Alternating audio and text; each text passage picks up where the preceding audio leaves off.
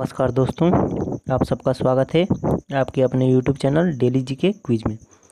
दोस्तों, आज GK test series को आगे बढ़ाते हुए हम लोग बात करेंगे सेट 17 की। अगर दोस्तों आप किसी भी कॉम्पिटिटिव एग्ज़ाम्स की तैयारी कर रहे हैं तो ये वीडियो आपके लिए बहुत ही हेल्पफुल होने वाली है। पूरे ध्यान से देखा कीजिए वीडियो से आपका स्टैटिक जीके मजबूत होता है। और दोस्तों, आप चैनल पर नए हैं तो चैनल को सब्सक्राइब कर लीजिए।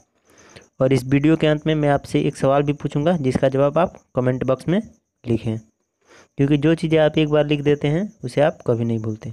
चलिए आपका ज़्यादा समय ना लेते हुए वीडियो को स्टार्ट करते हैं। आज का पहला प्रश्न है, मुगल काल का पहला भारतीय हिंदी विद्वान था।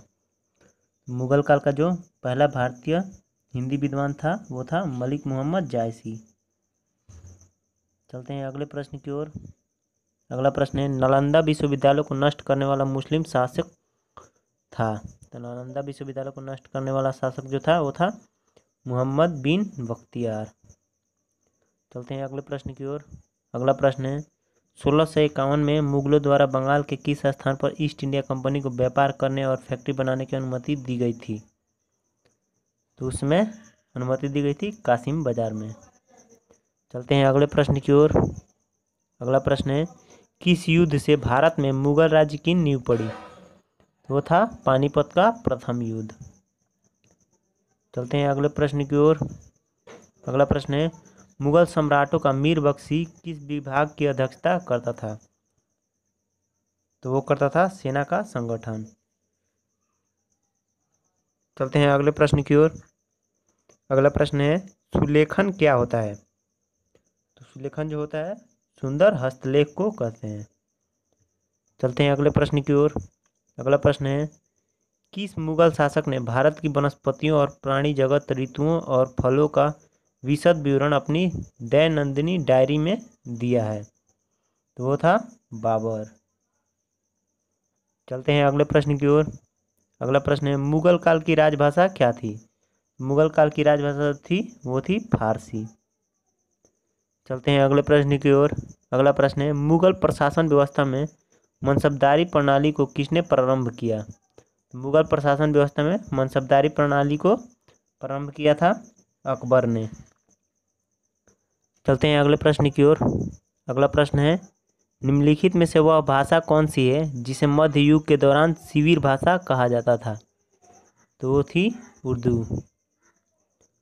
चलते हैं अगले प्रश्न की ओर। अगला प्रश्न है, महाराष्ट्र में भक्ति संप्रदाय निम्नलिखित में से किसकी शिक्षाओं द्वारा फैला था। तो वो फैला था समर्थ गुरु रामदास के द्वारा। चलते हैं अगले प्रश्न की ओर।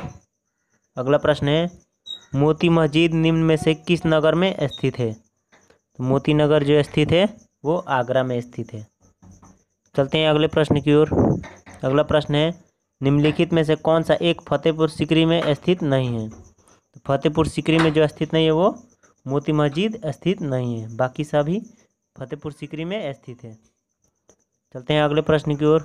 अगला प्रश्न है, भारत आने वाले प्रथम यूरोपीय कौन थे। तो भारत आने वाले जो प्रथम यूरोपीय थे वो थे पुर्तगाली। चलते हैं अगले प्रश्न की ओर। अगला प्रश्न है, निम्नलिखित में से कौन सी जोड़ी गलत है। तो निम्नलिखित में से जो जोड़ी गलत है वो चंगेज खां बनाम अलाउद्दीन खिलजी गलत है।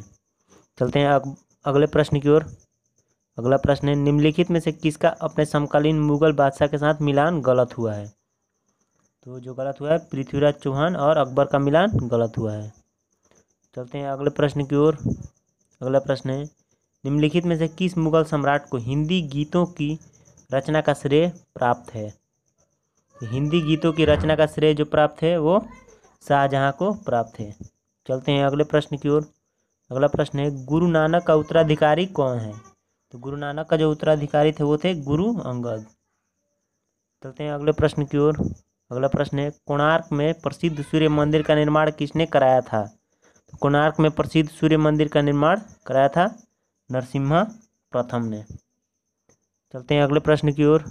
अगला प्रश्न है, यादव राजाओं की राजधानी कौन सी थी। तो यादव राजाओं की जो राजधानी थी वो थी देवगिरी।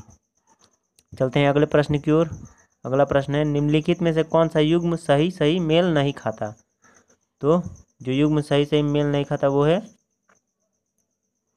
निकेतीन समरकंद। चलते हैं अगले प्रश्न की ओर। अगला प्रश्न है, किस गवर्नर जनरल ने रोपण में रणजीत सिंह का बड़े सम्मान के साथ स्वागत किया था? तो जो रोपण में रणजीत सिंह का सम्मान के साथ स्वागत किया था वो था लॉर्ड विलियम बेंटिंक। चलते हैं अगले प्रश्न की ओर। अगला प्रश्न है, बड़ा इमामबाड़ा कहाँ स्थित है? बड़ा इमामबाड़ा जो है लखनऊ में स्थित है। चलते हैं अगले प्रश्न की ओर। अगला प्रश्न है, मराठा राज्य का दूसरा प्रवर्तक किसे कहा जाता था? तो कहा जाता था बालाजी विश्वनाथ को। चलते हैं अगले प्रश्न की ओर। अगला प्रश्न है, सिख सेना कहलाती थी? तो सिख सेना जो कहलाती थी खालसा कहलाती थी। चलते हैं अगले प्रश्न की ओर। अगला प्रश्न है, बहादुर शाह था? बहादुर शाह जो था वो अंतिम मुगल शासक था। चलते हैं अगले प्रश्न की ओर। अगला प्रश्न है, अंग्रेजों ने भारत में अपनी पहली फैक्ट्री कहाँ स्थापित की थी? तो अंग्रेजों ने जो था भारत में अपनी पहली फैक्ट्री सूरत में स्थापित की थी। चलते हैं अगले प्रश्न की ओर। अगला प्रश्न है, निम्नलिखित में से किस घटना ने ब्रिटिश ईस्ट इंडिया कंपनी को बंगाल सूबे का वास्तविक स्वामी बना दिया? तो था बक्सर की लड़ाई 1764। निम्नलिखित में से कौन सी भारत में फ्रेंच बस्ती नहीं है? तो इसका जवाब आप कमेंट बॉक्स में लिख सकते हैं। चलिए, आज का वीडियो आपको अच्छा लगा हो तो like comment share and subscribe करना ना भूलें। Thank you.